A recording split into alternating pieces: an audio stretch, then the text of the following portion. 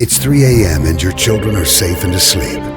But there's a phone in the White House and it's ringing. I saw Mark scratching away on his pad. I remember saying to him, "What are you working on?" He said, "We need a game changer."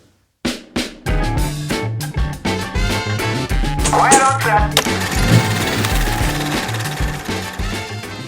A strong victory for Barack Obama today in South Carolina. In Idaho, the caucus there, again, is going to go to Barack Obama. Obama is getting better and better as time goes on. I've never had a period in politics like that. It was just one big win after another. We really thought we were kind of one gate away from completing the obstacle course. We knew we were behind significantly at that point. And so the question was, did it make sense for us to keep going? How do we really turn this thing around in Ohio and Texas? What was it going to take? I wrote 4 or 5 potential ads, and Hillary pretty quickly wrote back and said, do the 3 a.m. one. It's 3 a.m. and your children are safe and asleep. But there's a phone in the White House and it's ringing. Something's happening in the world. Your vote will decide who answers that call.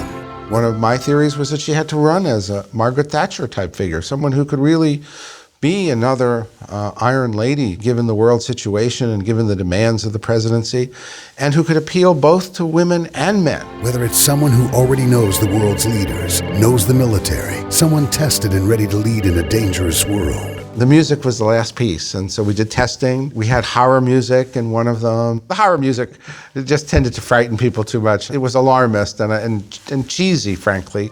And we eventually settled on kind of military, American-sounding music. There was still debate going on internally, of course, whether to run the spot.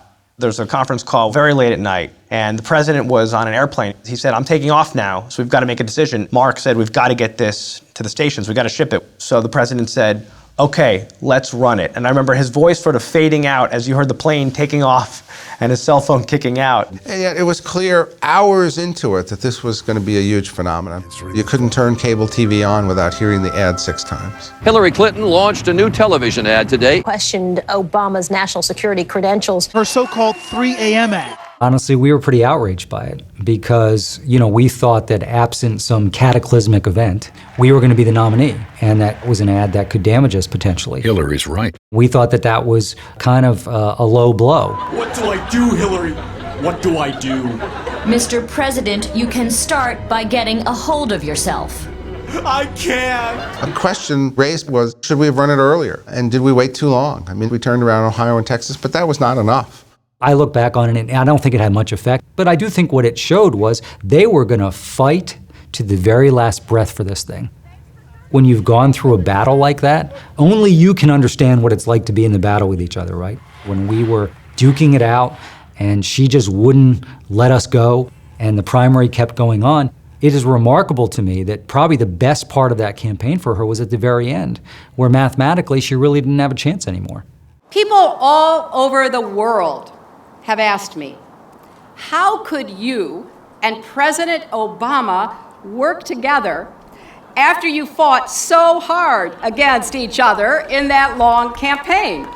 I think a lot of what this ad did was to crystallize something that remains extremely important to her race today.